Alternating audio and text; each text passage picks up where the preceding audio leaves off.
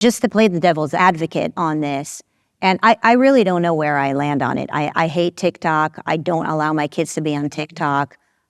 But where does this end, right? If the government is now going to be allowed to ban the free market, I mean, is it possibly unconstitutional? Are they going to now take the next step and say, well, TikTok is banned, then therefore we can also do something to Instagram and to Twitter and or X, right? We finally got X to be freed, and we've seen how helpful that has been to us. So is that a possible government overreach and overstep? And would they say, well, okay, China or the CCP might not own TikTok, but they're going to sell it to somebody who is already in the Chinese pocket, for example. Like we know that here in the United States, there are people who are tied in already with the CCP. They own land around our, some of our most secretive military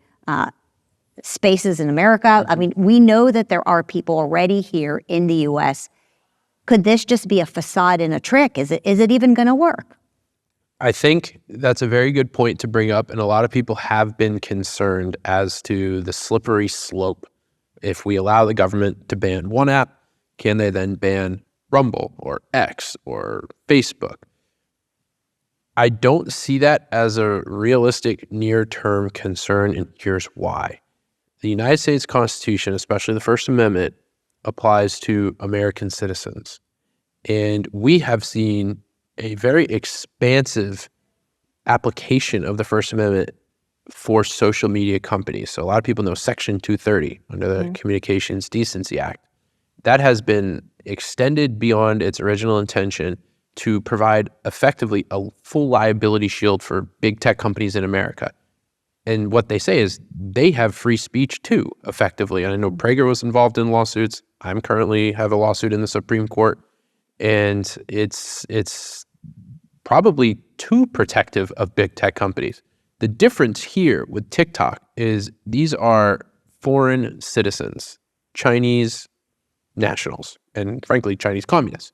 They do not have constitutional protections. If you are going to play in our playground, you got to play by our rules. You don't get to have the same free speech rights because you're China. Just like if I was over in China, their rules would apply to me, not my rules. And if I started talking bad about their leader publicly on a megaphone, I would be arrested.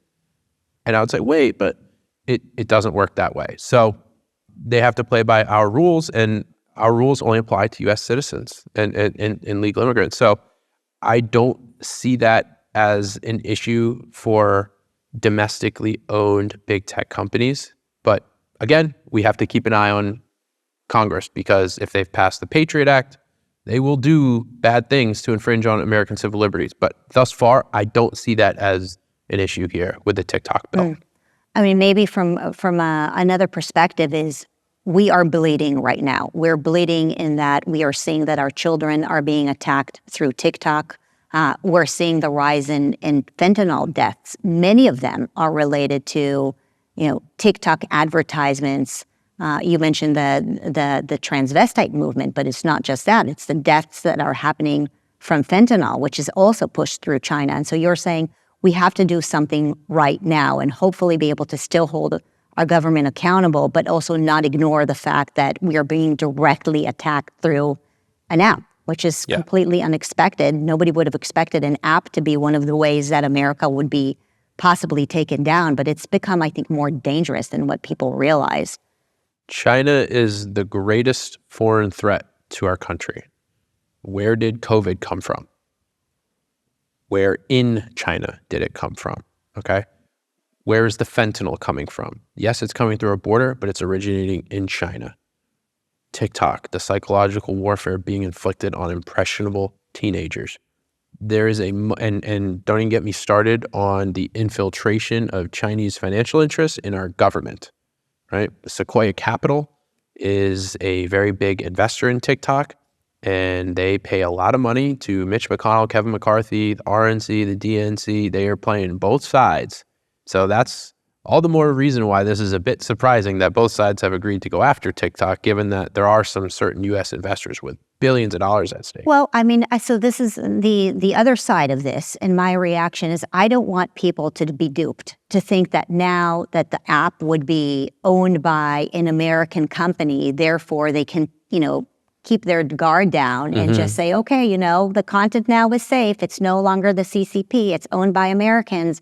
Where can you trust every American company that would own this app? I wouldn't. No. I wouldn't. I think, there might be a political war around this, but hopefully out of this political war, Americans actually wake up and say, you know what, I'm just going to remove this app from my phone, from my children's phones.